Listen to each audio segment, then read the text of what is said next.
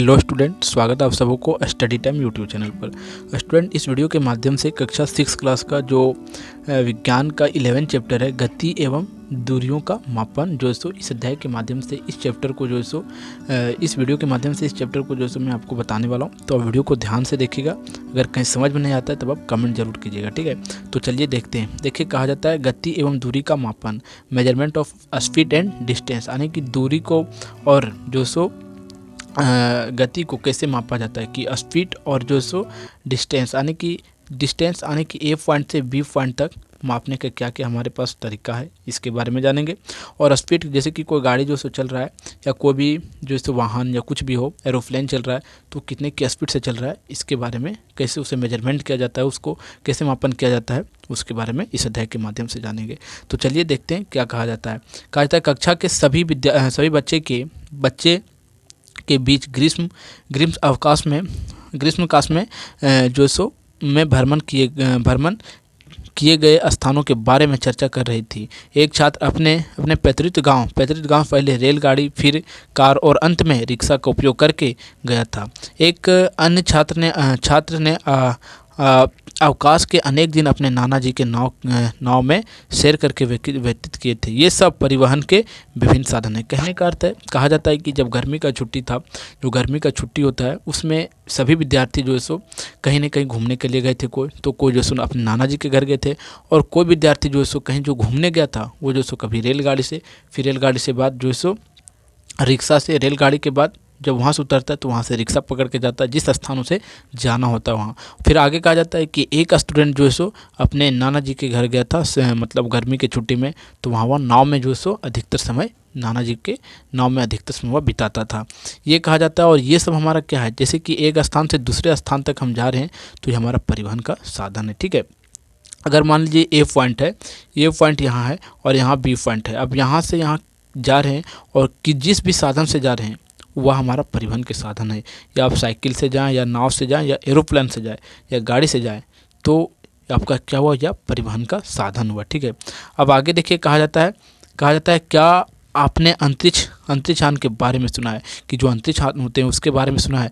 इसका उपयोग कब किया जाता है, जो अंतरिक्ष यान होते हैं उसका उपयोग कब किया जाता है, समझिएगा। कहा जाता है इन सबके गंतव्य तक पहुंचने में लगे समय में अंतर होता है। सही बात है कि जो एरोप्लेन होता है या अंतरिक्ष यान होता है, अगर उससे आप कभी कहीं जाते हैं, जैसे कि एरोप्लेन से आप मान लीजिए कि मुंबई से दिल्ली जाना चाहते हैं, तो आप ट्रेन से जाइए और एरोप्लेन से जाइए तो आपको समय का जो सो बहुत ही इसमें डिफरेंट आता है। आप यही एरोप्लेन से जाएंगे तो आपको 1 घंटे में चल जाएंगे, कहने का अर्थ ये बनता है। और अगर आप ट्रेन से जाते हैं तो आपको 5 से 10 घंटा लगता है। तो इसमें समय का जो है सो बहुत ही डिफरेंट पाया जाता है। और समय कैसे डिफरेंट पाया जाता है, समय इसमें कम इतना और इसमें ज़्यादा क्यों लगता है, एरोप्लेन में जाने में कम लगता है और रेल से जाने पर कम लगता है रेलगाड़ी से, तो इसके बारे में भी मैं भी आपको आगे बताऊंगा। तो वीडियो में लास्ट तक जरूर बने रहिएगा। और यह अध्याय जो सो पूरा आपको अगर आप समझ लेते हैं तो अध्याय के रिलेटेड जो है सो आपको क्लास 8, क्लास 9, क्लास जो सो हर जगह 10 तक जो सो 12, अगर आप आगे जाके साइंस लेते हैं तो आपको जो सो स्पीड के बारे में, गति और दूरी के बारे में आपको पढ़ना होगा, ठीक है। तो अगर आप 6 क्लास से अच्छा से अगर पढ़ते जाते हैं तो आपका एक बेस जो है सो मजबूत होते जाता है। इस अध्याय के बारे में जितना भी अध्याय है, ऐसा नहीं कि यही अध्याय आपके लिए इंपॉर्टेंट है, लेकिन अगर फिजिक्स में देखा जाए तो ये अध्याय के बारे में अगर आपको अच्छे क्लास जाएंगे, जैसे कि क्लास 7 में जाएंगे, क्लास 8 में जाएंगे, फिर क्लास 9, 10 में जाते हैं, तो वहाँ तक जो सो आपको इस अध्याय के बारे में कुछ ना कुछ रिलेटेड बातें पढ़ना ही होता है, ठीक है। तो इस अध्याय को आप ध्यान से देखिएगा और एक एक हमारी बातों को जो सो ध्यान से सुनते हुए जाइएगा। और कोई भी बातों को अगर आपको इम्पोर्टेंट लगता है तो उस बात को आप नोट करते हुए जाइएगा, ठीक है। अब आगे कहा जाता है यातायात के साधन, यानी कि यातायात क्या होता है कि एक जगह से दूसरे जगह जाने की यातायात कहते हैं, यानी कि द स्टोरी ऑफ ट्रांसपोर्टेशन, यानी कि एक जगह से दूसरे जाने की पहले के समय में जो है सो किस प्रकार जो साधन था उसके बारे में समझिए। कहा जाता है प्राचीन काल में लोग एक स्थान से दूसरे स्थान तक की यात्रा पैदल करते थे। कहीं अगर किसी को जाना था पहले के ज़माने में, प्राचीन काल में, तो जो सो पैदल ही जाते थे। और आगे कहा जाता है अपना सामान अपने पीठ पर लाद लेके जाते थे। और जल मार्ग से परिवहन के लिए नाव का उपयोग किया जाता था। लकड़ी के विभिन्न टुकड़ों को आपस में जोड़कर नाव बनाया जाता था और नाव की आकृति जल में रहने वाले जीव के समान दिखाई देती है। पहिए के आविष्कार ने यातायात को सुगम कर दिया। कहा जाता है कि यातायात के लिए ऐसा थोड़ी कि आप जो सो सिर्फ सड़क से जा सकते हैं, बहुत जो सो नाव से जो सो क्या बोल सकते हैं जल मार्ग से जाता था। तो जल मार्ग में जो क्या बोल सकते हैं वहाँ नाव जो बनाया जाता था वो सेम जो जिस प्रकार जल में रहते हैं जीव उसी को देखकर जो सो उस प्रकार का आकृति देख के नाव को बनाया गया था। आगे फिर कहा जाता है कि जब पहिए का आविष्कार हो गया, यानी कि चक्के का आविष्कार या पहिया बोल सकते हैं आप, पहिए का आविष्कार ने यातायात को सुगम कर दिया। यानी कि जब जो सो आने किस प्रकार के जो राउंड वाला गोल वाला चक्का होता है वह चक्का पहले जो सो या जिसे हम पहिया बोलते हैं ये पहले नहीं था, ठीक है। तो ये नहीं था तो इसमें जो सो बहुत ही लोगों को परेशानी होती थी, लेकिन जब इसका आविष्कार हो गया तब लोगों को जो सो थोड़ा सा क्या बोल सकते हैं साधन जो सो एक जगह से दूसरे जगह जाने में थोड़ा सा मतलब सुविधा हुआ। थोड़ा सा क्या बोल सकते तो पूरा ही सुविधा हो गया। समझिएगा कैसे कहा जाता है। पहिए पर चलने वाले वाहनों को खींचने के लिए पशु का उपयोग किया जाने लगा और 19वीं सदी के प्रारंभ तक ही लोग परिवहन के लिए पशु शक्ति पर निर्भर थे। जब 19वीं सदी का जब प्रारंभ हुआ वहाँ तक जो सो लोग परिवहन के लिए एक जगह से दूसरे जगह जाने के लिए जो सो पशु प्राणी की बैलगाड़ी, घोड़ा गाड़ी, इस प्रकार टांगा गाड़ी पर जो सो लोग आश्रित रहते थे।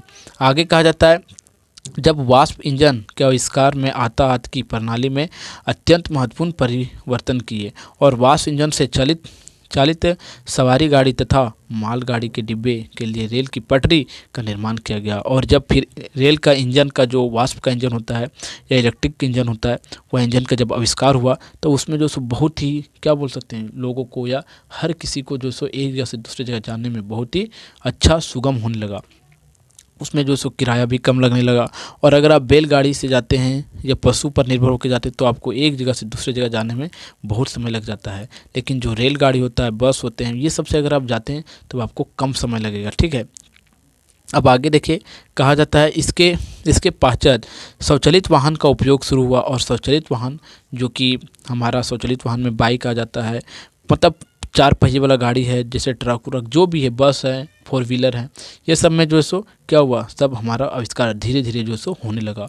और जब यह सब आविष्कार होकर अच्छा से जब आने लगा तब जो है सो लोगों को एक जगह से दूसरे जगह जाने में परिवहन में जो सो पूरा साधन हो गया। आगे कहा जाता है मोटर से चलने वाली नाव और जहाज भी चलने लगे। और सही बात है, अब जो मोटर से जो जहाज़ें चलती है अब लोग जो सो हाथ से थोड़े नाव को चलाते हैं, पहले लोग चलाते थे। हाँ अभी भी कहीं चलाया जाता है लेकिन वह कम डिस्टेंस के लिए। लेकिन जो बड़े बड़े जैसे कि इंडिया से कहीं विदेश अगर जाना होता है, कोई सामान को ट्रांसपोर्ट करना होता है किसी भी मटेरियल को, तो क्या किया जाता है कि बड़े बड़े पानी जहाज़ के टैंकर के माध्यम से भेजा जाता है। तो क्या उसे लोग हाथ से चलाते नहीं, वह जो सो मोटर उसमें लगा होता है, मोटर के माध्यम से, इलेक्ट्रिक के माध्यम से या तेल के माध्यम से वह जो सो एक स्थान से दूसरे स्थान तक जाता है, ठीक है।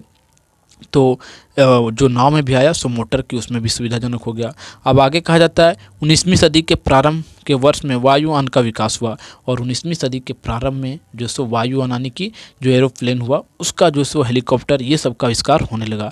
आगे कहा जाता है इन यात्रियों का सामान ले जाने योग्य बनाया, सही बात है। और विद्युत रेलगाड़ी, एकल रेल प्राध्वनि और सुपरसोनिक वायुयान तथा अंतरिक्षयान को जहां इससे यात्रा करना आसान हो गया और वहीं कम समय में ज़्यादा दूरी तय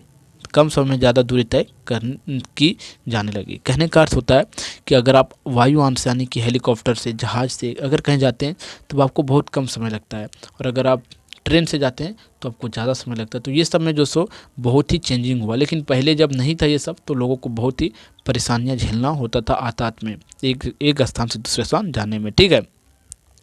अब आगे कहा जाता है अपने द्वारा तय की गई दूरी का मापन, मैच की लंबाई की माप, ठीक है, कि जो आप अपने द्वारा जो तय किए गए जो दूरी है उसका मापन कैसे कर सकते हैं वह समझिए, ठीक है।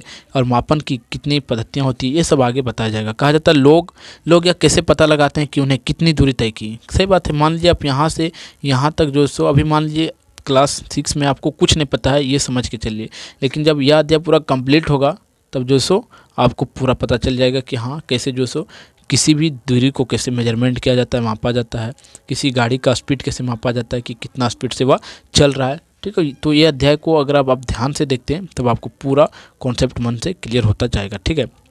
आगे कहा जाता है लोग या कैसे पता लगाते हैं कि उन्हें कितनी दूरी तय की, और कोई छात्र यह कैसे पता लगाएगा कि वह अपने स्कूल तक की दूरी पैदल चलकर तय करता है या स्कूल पहुंचने में उसे बस अथवा रिक्शे की आवश्यकता होती है। तो किसी किसी स्थान की दूरी की जानकारी महत्वपूर्ण होती है ताकि वह अनुमान लगाया जा सके कि वह पहुंचने के लिए कोई कैसे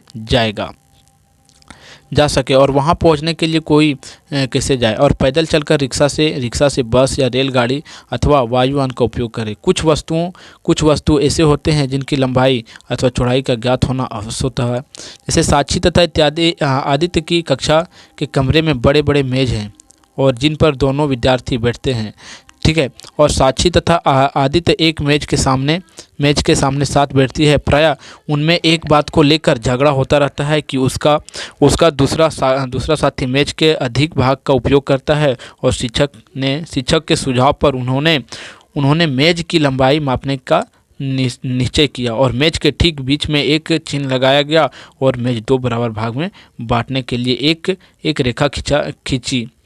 ये दोनों ही अपने मित्रों के साथ क्रिकेट खेलने के लिए शौकीन थे, और आदित्य तो सदैव ही अपने पास विकेट एवं गिल्ली रखता था, ठीक है।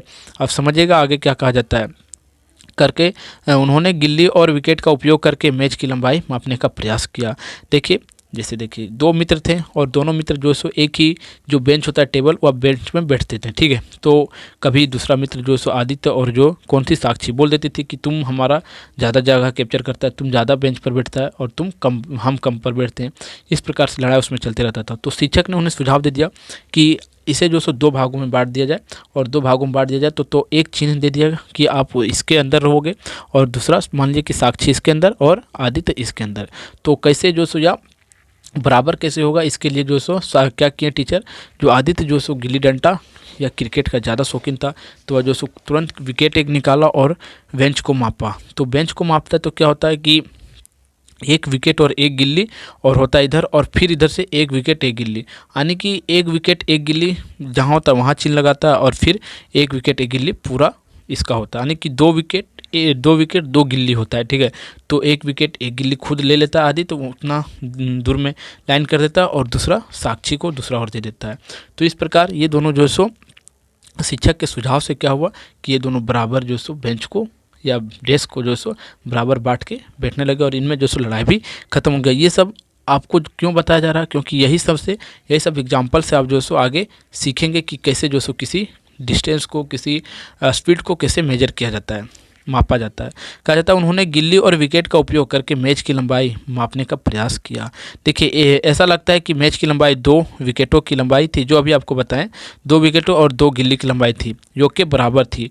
मैच के बीच रेखा खींचने पर दोनों पर्सन दिखाई देते हैं, और क्योंकि दोनों का अथवा आधा आधा मैच मिल गया, सही बात है, जब एक गिल्ली उसको और एक विकेट और एक गिल्ली उसको मिला और एक विकेट एक गिल्ली इसको मिला, यानी कि 2 विकेट 2 गिल्ली था, तो एक एक दोनों का मिल गया तो बराबर हो गया।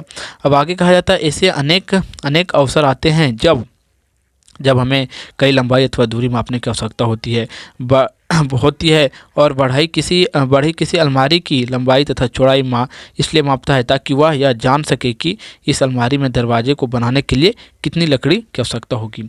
और इस प्रकार जो सो मेजरमेंट इतना जरूरी है, यानी कि किसी भी वस्तु को मापना हमें सीखने के लिए इतना हमारे लिए इम्पोर्टेंट है कि अगर किसी को नहीं मापते तो हमें कुछ भी पता नहीं चल पाएगा कि यहाँ से वहाँ तक डिस्टेंस कितना है, क्या कितना है, ठीक है। तो बढ़ई भी जो होता है, कारपेंटर जो होता है या जो भी बोलते हैं उसे, वह भी क्या करता है कि जो सो किसी भी चीज़ को, दरवाजे को बनाने के लिए, खिड़की को बनाने के लिए पहले जो सो उसके डिस्टेंस को मापता है कि कितना इसका डिस्टेंस है, और डिस्टेंस को मापने के बाद जो सो वह अनुमान लगाता है कि इसमें कितना लकड़ी लगेगा एक दरवाजे को बनाने में।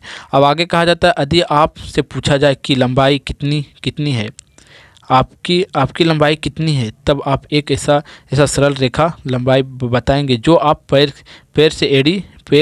की एड़ी से आपके सिर तक की रेखा लंबाई के बराबर हो। या कमरा कितनी लंबा है, रांची से पटना कितनी दूरी है, पृथ्वी से चंद्रमा की दूरी कितनी है। इन सभी प्रश्नों के लिए एक बात समान है कि ये सभी स्थानों के बीच की दूरी से संबंध है। सही बात है, अगर आपका हाइट पूछा जाता है कि आपका हाइट कितना है तो दूरी से संबंध है। कहीं का डिस्टेंस पूछा जाता है, रांची से पटना का डिस्टेंस पूछा जाता है तो वो भी आपको दूरी से जो सो संबंध है। कहीं भी अगर देखा जाए तो अगर किसी 2 पॉइंट का बीच को आपको दूरी पूछ लिया जाता है तो हमारा डिस्टेंस का जो सो उसमें दूरी का बहुत ही अहम भूमिका होता है। अब आगे कहा जाता है कुछ मापन, आइए क्रियाकलाप के द्वारा इसे समझने का प्रयास करें और क्रियाकलाप के द्वारा इसे समझने का प्रयास करें, क्योंकि क्रियाकलाप जितना दिया हुआ, अगर आप जितना क्रियाकलाप करते हैं, जितना एक्सपेरिमेंट करते हैं, आपको उतना जो यह अध्याय है वह उतना मन से आपका कॉन्सेप्ट क्लियर होते जाएगा इस अध्याय के बेस को लेकर। आगे कहा जाता है एक डोरी लीजिए, ठीक है, जैसे जैसे बताया जाता है वैसे वैसे समझिएगा, और उस डोरी की लंबाई को मानक लंबाई मापिए और इस डोरी की सहायता से विभिन्न वस्तुओं की तुलना कीजिए। देखिए कि डोरी की लंबाई से मेज की लंबाई कितनी गुनी है और दीवार की लंबाई कितनी गुनी है, मैदान की लंबाई कितनी गुनी है। ठीक है, आप एक डोरी लेकर बताइए और अपने प्रेक्षण जो आपने जो प्रेक्षण किया उसे यहाँ आप लिखिए। ठीक है, अब अगला क्रियाकलाप फिर आता है, कहा जाता है अपनी कक्षा के सभी विद्यार्थियों में से किन्हीं 5 विद्यार्थियों का चुनाव कीजिए और पांचों के प्रत्येक अपने वैसे तो मानक मानकर अपनी कक्षा के कमरे में रखी मेज की लंबाई कीजिए अपने हाथ से। ठीक है, और इस प्रकार के एक्सपेरिमेंट करके आप अपने विद्यार्थी जो आपके साथ आकर के हैं उसकी वली सत का बारे में यहाँ लिखिए। अब आगे कहा जाता है क्या सभी विद्यार्थी के द्वारा मापी गई बली सत जो मापा क्या है उसकी कहा गया बली सत की संख्या समान है। आप देखते हैं कि मापन का अर्थ किसी अज्ञात राशि की उस प्रकार की कुछ ज्ञात राशि की तुलना करता है और इस ज्ञात निश्चित राशि को मात्रक कहते हैं। देखिए, जो हमें ज्ञात राशि अज्ञात राशि आती है उसी को हम लोग मात्रक कह देते हैं। आगे कहा जाता है किसी माप के परिणाम को 2 भागों में व्यक्त किया जाता है, एक संख्यात्मक और दूसरा भाग की लंबाई मापन की मात्रक होता है। और उदाहरण के लिए क्रियाकलाप 1 में यदि दीवार की लंबाई 4 डोरी की लंबाई के बराबर है तो 4 की संख्या और डोरी लंबाई की मात्रक इसके मात्रक के लिए चुना गया। देखिए, समझिएगा, अगर आप कहीं जाते हैं, ठीक है, दुकान जाते हैं या कहीं भी जाते हैं, अगर आप जैसे कि चीनी लेने गए तो आप बोलेंगे कि 1 चीनी दीजिए, तो थोड़े में आपको कोई 1 चीनी देगा, इस तरह आप बेवकूफ़ बन जाएंगे। लेकिन आप बोलेंगे 1 केजी हमको चीनी चाहिए, तब आप मात्रक लगा दें पीछे, तब आपको 1 केजी चीनी देगा। आप आलू लेने जाते हैं तो बोलते हैं 1 आलू दें, तो 1 आलू देगा। ठीक है, और इस तरह आप बुर्बक बन जाएंगे। लेकिन जैसे आप बोलेंगे कि हमें 1 केजी आलू दीजिए, 5 केजी आलू कीजिए, तो एक हमारा क्या हुआ, ये हमारा क्या हुआ, न्यूमेरिकल वैल्यू हुआ, और दूसरा जो हमारा केजी लिख रहे हैं ये हमारा क्या हुआ, जो ये फिजिक्स का जो मात्रक है ये हुआ हमारा। ठीक है, जो भौतिकी मात्रक होता है ये हमारा है।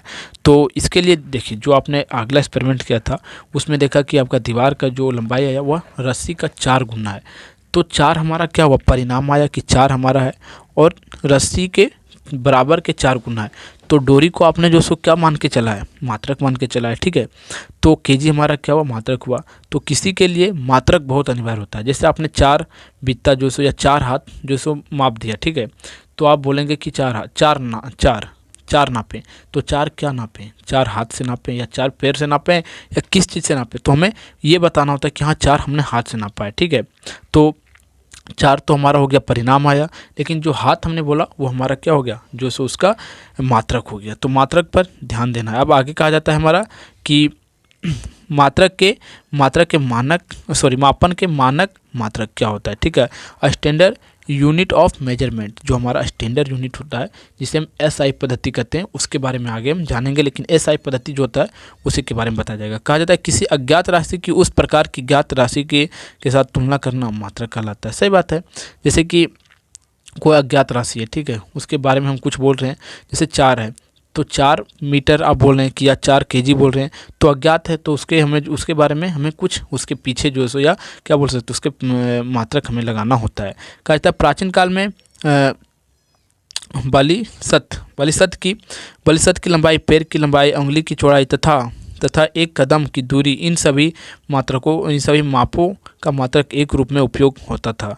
परंतु लंबाई के ये मात्रक प्रायः संतोषजनक नहीं होता था, क्योंकि भिन्न व्यक्तियों के हाथ, पैर तथा उसके जो वित्ता का लंबाई होता है, बली शत की लंबाई भिन्न होती है। और हड़प्पा सभ्यता के लोग ने अवश्य ही लंबाई के बहुत अच्छे मापन का उपयोग किया होगा, क्योंकि यह खुदाई में प्रातः परिशुद्धि ज्यामितिक संरचना को देखने के परिणाम होता है।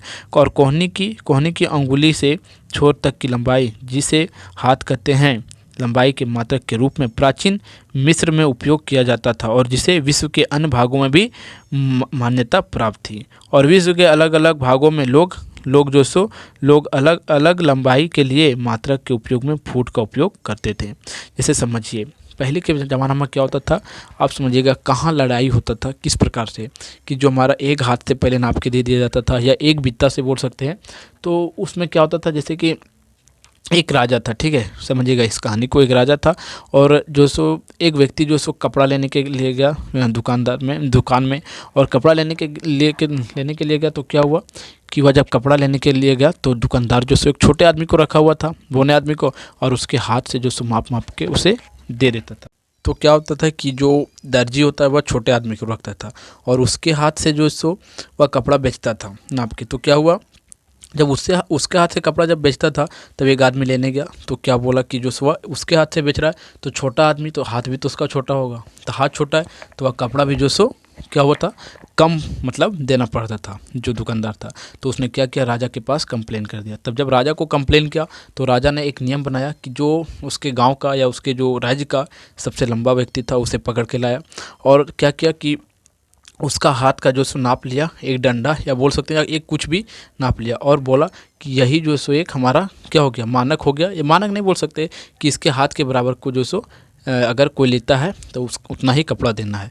तो इस प्रकार से राजा में अपने अगर मात्रक की व्यवस्था देखा जाए या जो मेजरमेंट की है उसकी भी वह थोड़ा सा उसमें क्या किया, परिवर्तन किया, ठीक है, कि एक को मान के चलते हैं तब बढ़िया रहेगा। अगर आप 50 को मान के चलेंगे, मान लीजिए आप अपने हाथ से मापते हैं, फिर कोई दूसरा हाथ से मापता है, तो हो सकता है कि आपके हाइट ज़्यादा है और किसी का हाइट कम है और किसी का भी जो और कम होता है। तो क्या होगा कि आपको कभी कपड़ा ज़्यादा मिलता है या किसी भी चीज़ आप लेने जाते हैं तो कभी कम मिलता है या कभी ज़्यादा मिलता है। और इसी प्रकार से जो हमारा इसमें जो मात्रक में और अनेक पद्धति है, जैसे ये तो हमारा क्या हुआ, डिस्टेंस में हुआ, ठीक है, लंबाई में हुआ, जैसे केजी में हो गया, उसमें भी बहुत तरह की त्रुटियाँ थी। तो उस प्रकार की त्रुटियाँ ने उस राजा ने थोड़ा सा वहाँ कम करने का प्रयास किया। फिर आगे जाके जब हमारा क्या बोल सकते हैं मनुष्य का दिमाग विकसित हुआ, तब आके जाके एक पद्धति बनाया गया, स्टैंडर्ड पद्धति, जिसे हम लोग एसआई पद्धति कहते हैं। और उसके बारे में अगर आपके सिलेबस में यहाँ दिया हुआ है तो अभी आपको मैं एसआई पद्धति के बारे में भी बताऊंगा, ठीक है। इस प्रकार से हुई, लेकिन अब फिर बहुत देखा गया कि बहुत अलग अलग जगहों पर फुट की मात्रा अपनाया गया। और आगे कहा जाता है कि विश्व के अन्य कहा जाता है विश्व के लगभग भागों में मात्रक की फुट पद्धति आई, ठीक है, मात्रक में फुट का उपयोग करते थे। और आगे कहा जाता है कि अलग अलग क्षेत्रों में फुट की लंबाई थोड़ी भिन्न थी और रोमानी अपने पग अथवा कदमों की लंबाई मापते थे। जो अलग देश थे, एक रोमान अलग देश है, वह पग और किसके पग और पैर की और कदमों की लंबाई से मापते थे लंबाई वहाँ, ठीक है। आगे कहा जाता है प्रत्येक व्यक्ति के शरीर की मापों में थोड़ी भिन्नता हो सकती थी। इसी कारण मापन में उलझन आई और उलझन होगी। और सन 1990 में फ्रांसीसी में मात्रक की एक मानक पद्धति की संरचना की, जिसे हम मीट्रिक पद्धति कहते हैं। और जब इस प्रकार से देखा गया कि मात्रक में हमारा बहुत ही उलझन है, तो एक फ्रांस में एक मीटिंग बिठा और उसमें एक मीट्रिक पद्धति आई और वही पद्धति को लगभग देश भी मानते भी हैं और वह पद्धति ठीक साबित हुआ। आगे कहा जाता है मानक की समानता के लिए विश्व के वैज्ञानिक ने मापक के मात्रों को सेट को स्वीकृत कर लिया। और आजकल जिस मात्रक प्रणाली का उपयोग हो रहा है उसे मात्रक को हम अंतर्राष्ट्रीय प्रणाली, जिसे हम एसआई पद्धति कहते हैं। और लंबाई का एसआई मात्रक होता है, क्योंकि हम एसआई मान रहे हैं, सिस्टम ऑफ इंटरनेशनल बोल सकते हैं, या क्या होता है, इंटरनेशनल शायद होता है, इसी प्रकार से होता है। तो पूरा ये सिस्टम एसआई पद्धति का पूरा दुनिया में लागू है, ठीक है। तो आगे कहा जाता है कि मीटर का मात्रक लंबाई का मात्रक मीटर होता है और द्रव्यमान का किलोग्राम होता है और समय का सेकेंड होता है। और आगे देखिए कहा जाता है 1 मीटर को 100 बराबर भागों में विभाजित किया गया और प्रत्येक भाग को सेंटीमीटर कहते हैं और 1 सेंटीमीटर के 10 बराबर भागों को प्रत्येक भाग को जो सो मिलीमीटर कहते हैं। यानी कि जो हमारा छोटे से छोटे मात्रा को भी देखा गया, 1 मीटर को जब 100 भागों में तोड़ा गया तो हमारा सेंटीमीटर आया, यानी कि और फिर सेंटीमीटर को 1 सेंटीमीटर को तोड़ा गया तो उसमें 10 जो सो मिलीमीटर आया। यानी कि एक आपको यहाँ लिख के मैं बताता हूँ कि देखिए कैसे हुआ। देखिए 1 मीटर को जब तोड़ा गया तो 100 सेंटीमीटर आया, ठीक है, 100 सेंटीमीटर। और फिर जब 1 सेंटीमीटर को तोड़ा गया, 1 सेंटीमीटर को, तब जो सो कितना 10 मिलीमीटर आया, मिलीमीटर, ठीक है। यानी कि इस प्रकार से आप छोटे से छोटे जगहों को या जो सो छोटे से छोटे मात्रा को माप सकते हैं। आप यहाँ देख सकते हैं 1 मीटर बराबर 100 सेंटीमीटर और 1 सेंटीमीटर बराबर 10 मिलीमीटर। और लंबी दूरी को मापने के लिए बड़े मात्रक का उपयोग करते हैं जिसे हम किलोमीटर कहते हैं। और जब हमें लंबा दूरी मापना हो, जैसे कि रांची से पटना, दिल्ली से बम्बई, तो हम लंबा डिस्टेंस को मापने के लिए हम किलोमीटर का उपयोग करते हैं। और 1 किलोमीटर में हमारा 1000 मीटर होता है, 1 किलोमीटर बराबर 1000 मीटर होता है। और यहाँ इस प्रकार यह चार्ट दिया हुआ है, इस चार्ट को आप समझिए और समझिएगा कैसे कहा जाता है लंबाई, द्रव्यमान और समय। देखिए 1 सेंटीमीटर बराबर 10 मिलीमीटर होता है और 1 ग्राम बराबर 10 मिलीग्राम होता है, 1000 मिलीग्राम, ठीक है। और 1 मिनट बराबर 60 सेकेंड। और आगे कहा जाता है 1 मीटर बराबर 100 सेकेंड और 1 किलो बराबर 1000 ग्राम। और आगे फिर है 1 घंटा बराबर 60 मिनट और 1 किलोमीटर बराबर 1000 मीटर और 1 क्विंटल बराबर 1000 किलो। और 1 दिन में 24 घंटा और 24 घंटे में जो सो 1 दिन और 1 वर्ष में जो सो 365 दिन। इस प्रकार से जो सो हमारा समय के बारे में पता चला, द्रव्यमान के बारे में पता चला और लंबाई के बारे में पता चला। अगर मुख्य रूप से देखा जाए तो हमारा जो एसआई यूनिट में 3 ही पद्धति से जो है सो सारे पद्धति बनते हैं, ठीक है। जो मानक है हमारा 3 ही पद्धति है, ठीक है। ज़्यादा हम समय को मापते हैं, द्रव्यमान को मापते हैं और लंबाई को मापते हैं, ठीक है। और इसी से जो अन्य पद्धति हमारा निकला है। अब आगे कहा जाता है कि लंबाई की अर्थात मापन, ठीक है, लंबाई का माप, ठीक है। आपने दैनिक जीवन में आप विभिन्न प्रकार के मापक युक्ति का उपयोग करते हैं। लंबाई को मापने के लिए आप मीटर पैमाने का उपयोग करते हैं और कपड़ा मापने के लिए मीटर छड़ उपयोग करते हैं, ठीक है। जो मीटर छड़ होता है जो 100 सेंटीमीटर का होता है, 1 मीटर का होता है, उसका उपयोग करते हैं। आगे कहा जाता है जमीन की लंबाई एवं वृक्ष की ऊंचाई मापने के लिए हम जो सो टेबल स्केल, जिसे हम फीता का उपयोग करते हैं। यानी कि जिस जगह पर हमें जिस चीज़ का सुविधा पड़ता है मापने के लिए, उस जगह पर हम उस चीज़ का सुविधा जो सो मापते हैं, ठीक है। अब हमें यहाँ भी त्रुटियाँ मिलती हैं, यानी कि कमियाँ। और आप देख सकते हैं जो हमें मापने वाली जो होती है जो चीज़ें, ये जो हम लोग बोलते हैं इसको क्या बोलते हैं, इसको थोड़ा नाम हमें याद नहीं आ रहा है, लेकिन आप जो सो सेंटीमीटर में, इसको बोलते हैं हम लोग फीता बोलते हैं शायद, मापने के लिए हमारा स्केल हो गया जो मापते हैं। अब आगे हमारा कहा जाता है लंबाई मापने के विभिन्न साधन। देखिए पहला है हमारा ज्यामितीय स्केल, दूसरा मीटर स्केल, दूसरा टेबल स्केल और तीसरा मेजरिंग स्केल। इतना ये 3 से 4 प्रकार के जो हमारा स्केल है, इससे हम जैसे लंबाई को मापते हैं, ठीक है। और ये हर जगह पर अलग अलग इसका उपयोग है, लेकिन आपको याद रखना है कि इतने हमारा जो सो मापने की जो हमारा स्केल है इतना है, ठीक है। आगे कहा जाता है क्या आप जानते हैं कि लंबाई मापते समय कुछ सावधानी आवश्यक है। स्केल को वस्तु की लंबाई के समांतर तथा उसे सटाकर रखना चाहिए। यानी कि जो त्रुटियां आती है उसे हमें जो सो कम करने के लिए जब स्केल को किसी से मापा जाता है कहीं, तो अच्छे से मापना चाहिए, नहीं तो उसमें जो सो जो मापते हैं वह कम या अधिक हो सकता है। आगे कहा जाता है कुछ पैमाने के सिरे टूटे हो सकते हैं। ऐसे प्रकरणों में पैमाने के शून्यांकन में माप नहीं लेनी चाहिए। आप पैमाने का कोई अन्य पूर्णांक जैसे कि 1 सेंटीमीटर कम 1.0 सेंटीमीटर कम ले सकते हैं, तब आपके दूसरे सिरे के पाठ्यांक के इस पाठ्यांक को घटाना चाहिए। उदाहरण के लिए एक सिरे का पाठ्यांक 1 सेंटीमीटर तथा दूसरे का पाठ्यांक 12.3 सेंटीमीटर और वस्तु की लंबाई 11.3 सेंटीमीटर हुआ।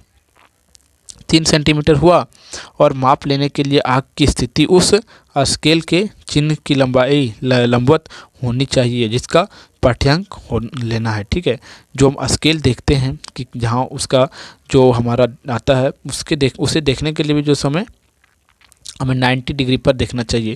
नहीं तो अगर आप इस प्रकार देखेंगे तो आपका जो क्या हो सकता है, जो आप देख रहे हो वह गलत देख रहे हैं। हमें सीधा देखना चाहिए। ठीक है, 90 डिग्री पर देखना चाहिए।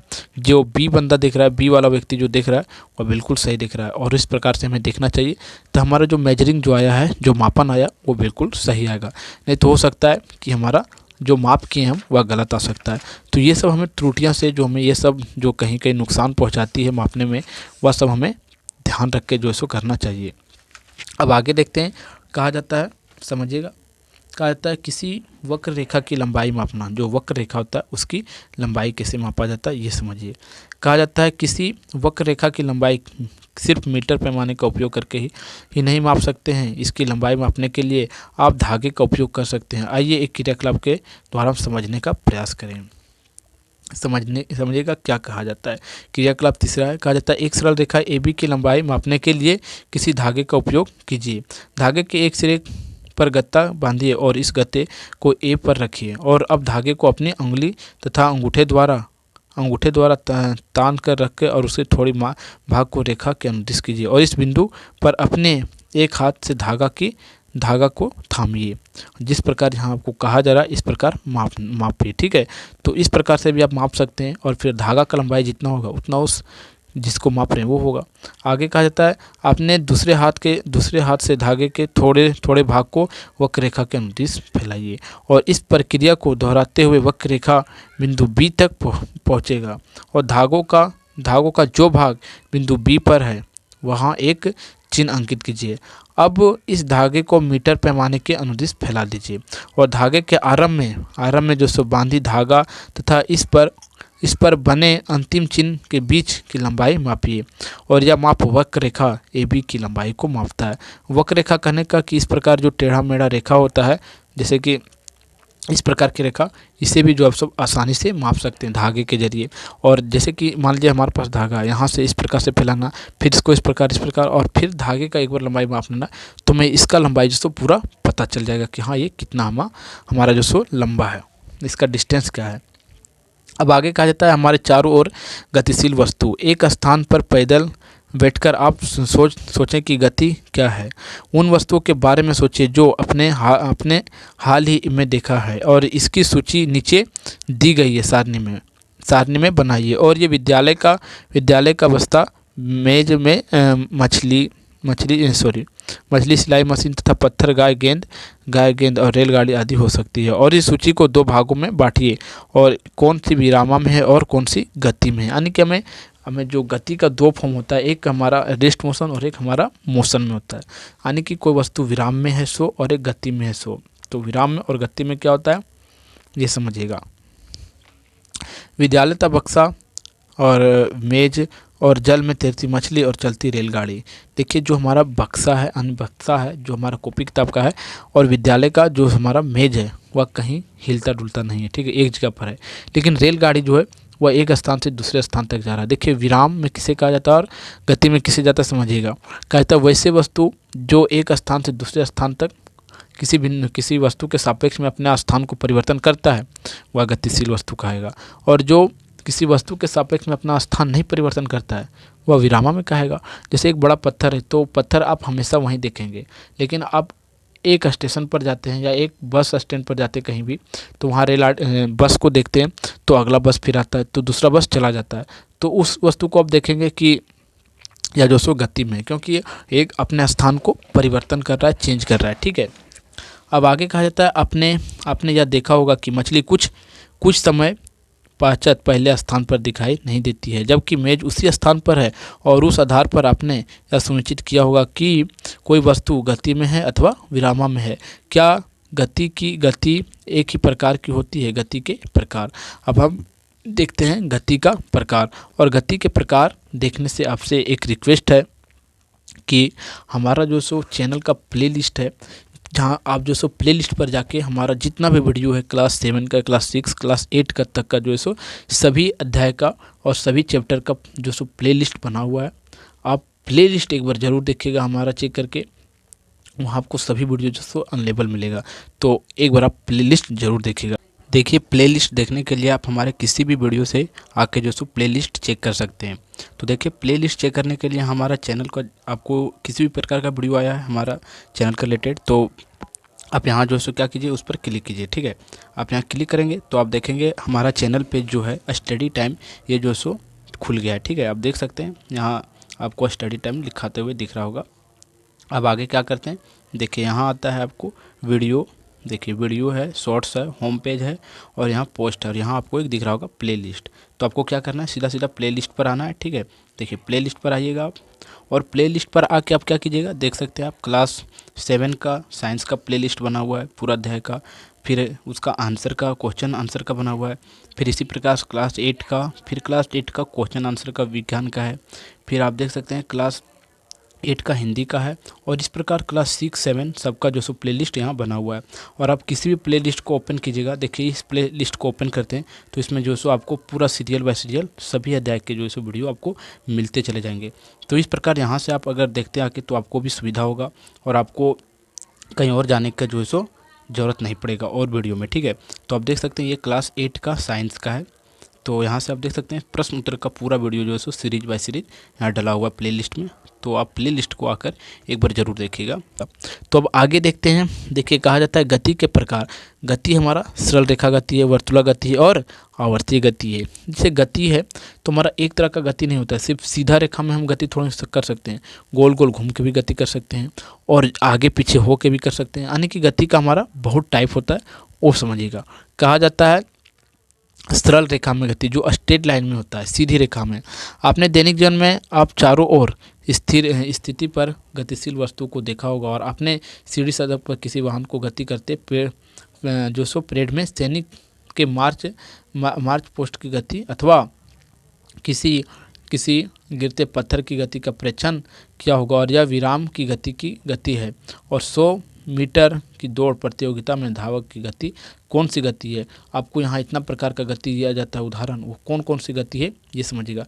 जैसे कि ये जो सैनिक होते हैं वह सरल रेखा में गति करते हैं और ये 4 लाइन की जो रास्ते होते हैं, जो गाड़ी चलती है उसमें, वह भी जो सो अधिक से अधिक सरल रेखा की गति होती है। और ये सीधी जो रेखा में जो गति करता है उसे हम सरल रेखीय गति कहते हैं। ठीक है, अब आगे देखिए, कहा जाता है इन सभी उदाहरण में हम देखते हैं कि वस्तु सरल रेखा के अनुदिश गति कर रही है और इस प्रकार की गति सरल रेखीय गति हो जाएगी। अब हमारा अगला उदाहरण है वर्तुला गति। कहता है क्रियाकलाप 5, एक पत्थर को धागे से बांधकर अपने हाथ में इसे तेजी से घुमाइए और पत्थर की गति को ध्यान से देखिए।